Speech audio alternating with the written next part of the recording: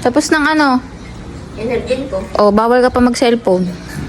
Ayun na. Alas 12 ng tanghali. Bala ka dyan. Good morning. Punta ka muna dito. Tignan mo muna yung mga halaman ni mama. Bilis. Napa ako. Kumuha kang tsinelas mo doon. Bilisan mo. Pag mamalaki ko sa yung tanim ko, bilisan mo. Good morning. Buhay na yung aking mga tanim. Oh, di ba? Buhay na siya. Buhay ng talbos ko. Ang talbos ko. Ang talbos ko. Yay! Tumubo na siya. Ayan o.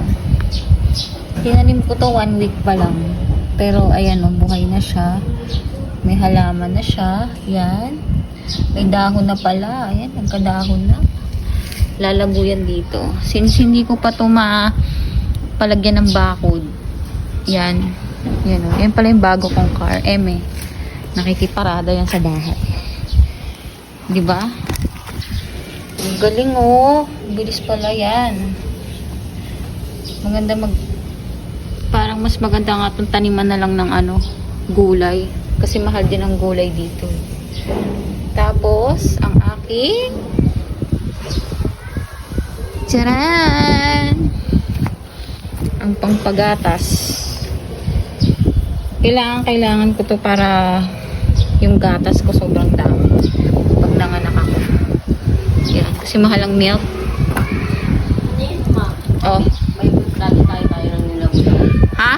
Tayo lang nilabo dun sa Bible study. Oo, mamaya. Mamaya hapon. O, tignan mo yung tanim ko.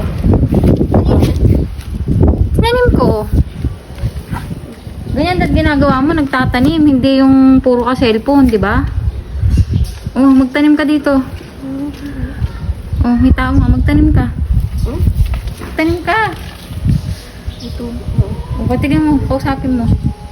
Huwag mo yung talbos ko para alam mo magtanim. Puro alam mo lang mag-cellphone eh. Oh, huwag ka. Tignan mo, bilis. Galing ni mama, no? Yes. Galing ko? Galing ko magtanim? Yes. Wow, galing. Galing, galing ko magtanim? Ilang araw pa lang to? Kailan tayo ano ba niluto ko dyan? Ba't may talbos? Ulam eh. Ano niluto ko? Ba't may talbos? Ha? Ha? Anong niluto ko? Ba't may talbos? Ano niluto ko nun? Muta ka. Ew. Ang galawin. Galing ko magtanim? Pinturan. Ha? Galing ka ba magtanim? Opo. Talaga? Galing ka magtanim? Ano yung tatanim mo? Kung ikaw magtatanim, ano yung tatanim mo dito? Ayan o, malawak pa yung lupain o. Taniman mo yan ha. Anong tatanim mo dyan? Wala. Magtanim ka dyan. Anong tatanim mo? Ganda talagang kortina nito. Ano ka? Mas maganda kortina natin. Oh. Ba? Anong tatanim mo?